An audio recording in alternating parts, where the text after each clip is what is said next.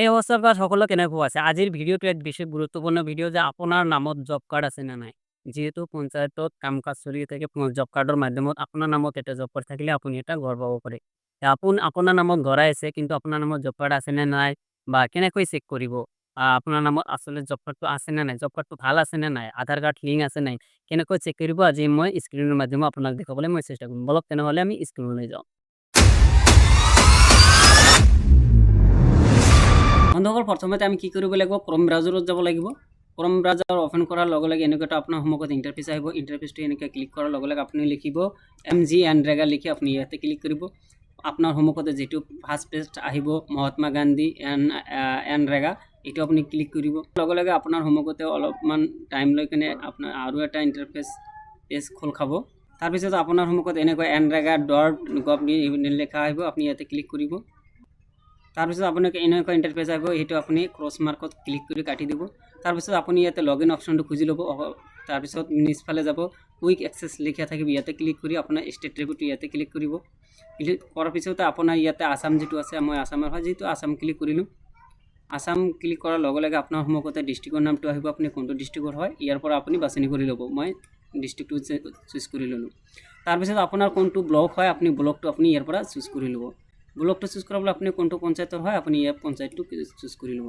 আপোনাৰ পঞ্চায়তৰ গোটেইখিনি জব কাৰ্ড ওলাবলৈ হ'লে ৰেজিষ্ট্ৰেশ্যন এপ্লিকেশ্যন ৰেজিষ্টাৰ ইয়াতে আপুনি ক্লিক কৰিব।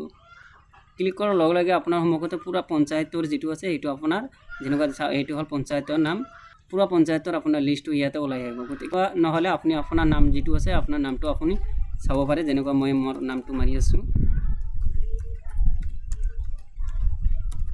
চাওক ইয়াতে নামটো ওলাই গ'ল। যেনেকুৱা এই নামটো এনেকুৱা ওলাই গ'ল, এনেকৈ আপুনি চাব পাৰে। আপোনাৰ এইটো হ'ল আপোনাৰ নাম, আপোনাৰ দেউতাকৰ নাম থাকিব, আপোনাৰ বয়সটো থাকিব, লগতে আপোনাৰ এইটো যিটো হ'ল এইটো হ'ল আপোনাৰ জব কাৰ্ড নাম্বাৰ। এই জব কাৰ্ড নাম্বাৰটোৰ লগতে আপোনাৰ আধাৰ লিংক আছে নে নাই। আপুনি যেতিয়া ঘৰ পাব তেতিয়া আপোনাৰ জব কাৰ্ডত টকা সোমাব।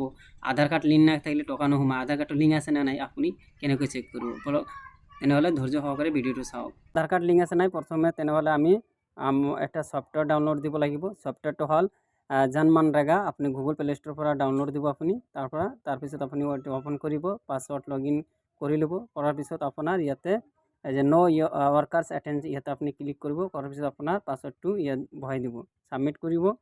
ছাবমিট কৰাৰ লগে লগে আপোনাৰ ষ্টেটৰ নামটো আহিব, ষ্টেটৰ নামটো চিলেক্ট কৰিব। চিলেক্ট কৰাৰ পিছতে আপোনাৰ ডিষ্ট্ৰিক্টৰ নামটো আহিব। ডিষ্ট্ৰিক্টৰ নামটো আপুনি কোনটো হয় ডিষ্ট্ৰিক্টটো আপুনি চিলেক্ট কৰিব। তাৰপিছত আপোনাৰ ব্লক কোনটো হয় ব্লকটো চিলেক্ট কৰিব। ব্লক চিলেক্ট কৰাৰ পিছে আপোনাৰ পঞ্চায়ত কোনটো হয় পঞ্চায়তটো আপুনি চিলেক্ট কৰি ল'ব। পঞ্চায়ত চিলেক্ট কৰাৰ পিছত আপোনাৰ গাঁও কোনটো হয় আপোনাৰ গাঁওটো চিলেক্ট কৰি ল'ব। তাৰপিছত আপোনাৰ জব কাৰ্ড ID লাষ্টৰ নাম্বাৰটো লিখিব, যেনেকুৱা মই লিখি আছোঁ ইয়াতে আপুনি দিব, জব কাৰ্ড নাম্বাৰটো দিব। ইয়াত জব কাৰ্ড নাম্বাৰ দিয়াৰ পিছত আপোনাৰ সন্মুখত এনেকুৱা ইণ্টাৰফেচ খোল খাব। প্ৰথমতে আপোনাৰ নাম বয়স এইবিলাক ঠিক আছে। তাৰপিছত আপুনি PPS এইটো থাকিব যে আধাৰ লিংক আছে। যদি আধাৰ লিংক থাকে তেনেহ'লে আপোনাৰ ৰাইট চিন থাকিব, আৰু আধাৰ লিংক নাথাকিলে এইটো ৰাইট চিন নাথাকে। আৰু যদি সকলোবিলাকে ক্ৰছ চিন থাকে তেনেহ'লে এটাও লিংক নাই, আৰু যদি এই লাষ্টৰটো ক্ৰছ চিন থাকে মানে এইটো আপোনাৰ ABS এনেবল নাই। আপোনাৰ মানে যে টকা এনেকুৱা থাকিলেও টকা নোসোমায়, এইটো ৰাইট কৰিব।